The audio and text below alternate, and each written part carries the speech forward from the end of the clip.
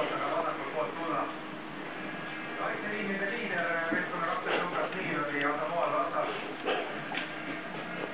Poolt ja nüüd on Austraalia vajub oma väljaku poole peale.